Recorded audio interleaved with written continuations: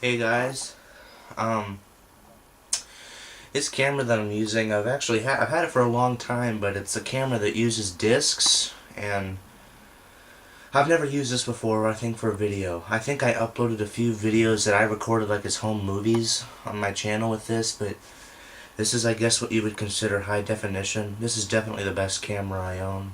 I might start doing videos in this camera for these kinds of videos, but anyway, this is a purchase update. Some of this I got last weekend, and then some of this I got yesterday. I went to my favorite used video slash video game store last weekend, and I got some great stuff. I'll start with the games. The first one is Donkey Kong. This is a Nintendo 64 game. I played this for half hour, 45 minutes. It looked really good from what I played, but I didn't really get into it that much. I want to put some time into this later in the week. I probably won't have that much time because of school, but I'll get to it sometime. Then the next one is Mortal Kombat. This is for the Sega Genesis. And then the cart, this is what it looks like. I have a Sega Genesis and I like to play it all the time, and this is a okay fighting game. It's just the typical game where it's kind of like Street Fighter. You know, you just battle each other on the screen. There's two characters like this, and it's an okay game. I didn't play it a whole lot because I don't like playing these kinds of games by myself, but yeah. Now for the movies. The first one is called Deliverance. I saw this movie a long time ago. We got it on Netflix, and this movie, I don't know why people enjoy it so much. It's about these four guys that go on a canoeing trip in the mountains, or like they're gonna go on a canoe trip in this river, and they end up getting stalked by these wild hillbillies, and like one of them gets anally raped by a hillbilly. So now these guys want to take revenge on these hillbillies.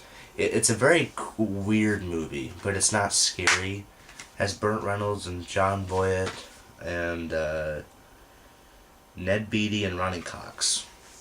But this is an okay movie. There's a better DVD release of this. This is the 1999 release, but it was only $2. And my favorite kind of disc, it's double-sided, so, you know, that's amazing. That's sarcastic in case you didn't know that. The next one is Prom Night. This is a horror movie that stars Jamie Lee Curtis, and this was in the craze after she made Halloween. She made a lot of horror films in this period. She made Halloween, Fog, this, and then she made Terror Train. I watched this last night, and it was not amazing.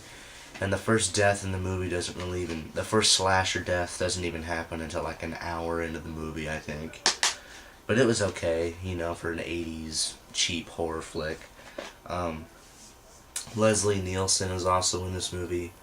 And what I didn't even know is that there's 3 other Prom Night sequels, and then there's a remake, which I heard the remake sucks, but it was, I don't even know, it was okay. It definitely wasn't amazing. But this is a cheap DVD release. Like, there's no bonus features and there's no language selection. I think this movie is in the public domain, I'm not sure. The next one is Saw 5. I own all the Saws except for the last one. And I thought I hadn't seen this one before, but when I finally did go and watch it, I realized I had seen it. And I think the Saw movies are okay. They're not horror classics, except maybe for the first one. But I enjoy the sequels. You know, I think they're entertaining. But I'm glad they stopped after 7, I think it was, because they were getting dragged on. You know, after 4. The next one is Terminal. This is a movie directed by Steven Spielberg, and I did a review on this movie, I think, sometime last year, and it features Tom Hanks and Catherine Zeta-Jones, and who else is in it? No one I know. It's a very entertaining movie that has a Forrest Gump feel to it. And Tom Hanks plays this guy named Victor Navorsky. And what happens is while he's flying to America, his country starts fighting with another country, so they're at war. So like technically his country doesn't exist at this time. So the airport can't accept his passport, so he's stuck in this airport terminal. And it's a funny story, such a love story slash love story. It's a very entertaining movie, definitely underrated. A lot of people hate this, mainly because of Tom Hanks' accent that he has. And this movie's on full screen, which I hate full screen and I hate double-sided discs. But it was only $2 when I bought it, and it was worth it. But yeah, I love this movie. The next one is War of the Worlds. I did a review on this movie. First time I saw it was when I got it on Netflix, and then I bought it last weekend. Underrated Steven Spielberg movie. Definitely not his best, but you know, it definitely has moments where it's really good, especially the CGI effects. But yeah, check this movie out. The next one is In the Line of Fire. This is a movie directed by Wolfgang Petersen, and he directed Poseidon, Troy, Air Force One, The Perfect Storm, and he also directed a movie called Das Boot, which is a German movie about a submarine. This movie, Clint Eastwood, this is the last movie that he acted in where it was directed by a different director. All the other movies that he acted in after this were directed by himself. But the movie, it's about how Clint Eastwood is haunted in the memory that he couldn't save JFK from assassination back in 1963. And then 30 years later, the current president is being threatened by a brilliant serial killer. And so him and this serial killer have to play this game about, will Clint Eastwood be able to save the president in time? A really good movie. It features Rene Russo, and I've only seen her in 2 other movies. I've seen her in the remake of Yours, Mine, and Ours, and The Adventures of Rocky and Bullwinkle. And she was also in another movie called The Thomas Crown Affair. I've never seen it.